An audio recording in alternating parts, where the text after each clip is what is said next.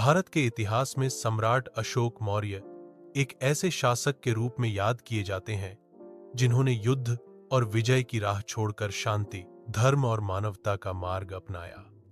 वह मौर्य वंश के महान सम्राट चंद्रगुप्त मौर्य के पौत्र और बिंदुसार के पुत्र थे। अशोक का जन्म लगभग 304 ईसा पूर्व हुआ था। युवावस्था से ही वे वीर, साहसी और कुशल सेनापति के रूप में जाने जाते थे। बिंदुसार की मृत्यु के बाद उत्तराधिकार के संघर्ष में अशोक ने अपने भाइयों को परास्त कर मौर्य साम्राज्य का सम्राट बने। उनकी राजधानी पाटलिपुत्र, आज का पटना थी। अशोक का साम्राज्य भारत के विशाल भूभाग पर फैला हुआ था, जिसमें वर्तमान भारत, नेपाल, अफगानिस्तान और बांग्लादेश के बड़े हिस्से शामिल थे।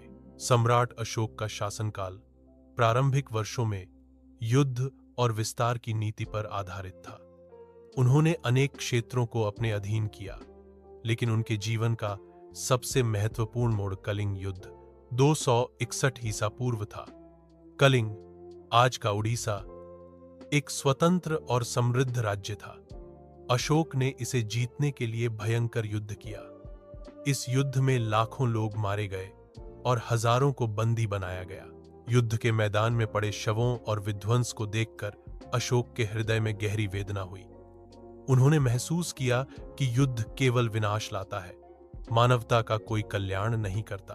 कलिंग युद्ध के बाद अशोक ने हिंसा का मार्ग त्याग दिया और बौद्ध धर्म अपना लिया। वे भिक्षुओं के मार्गदर्शन में आए और उन्होंने धम्म के सिद्धांतों को अपनाया। अशोक ने सत्य, अहिंसा, करुणा, दया, धार्मिक सहिष्णुता और भाईचारे के मूल्यों को जीवन का आधार बनाया। धर्मांतरण के बाद अशोक ने अपने साम्राज्य में कई सुधार किए। उन्होंने धम्म महामात्र नामक अधिकारियों की नियुक्ति की, जो प्रजा की भलाई और धर्म के प्रचार का काम करते थे। उन्होंने अस्पताल, सड़कों के किनारे पेड़ और कुएं, यात्रियों के लिए धर्मशालाएं और पशुओं के लिए चिकित्सालय बनवाए।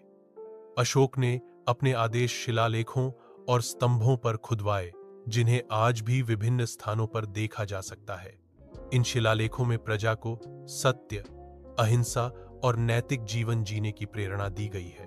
अशोक ने बौद्ध धर्म के प्रचार प्रसार के लिए भिक्षुओं को एशिया और विश्व के अन्य भागों में भेजा।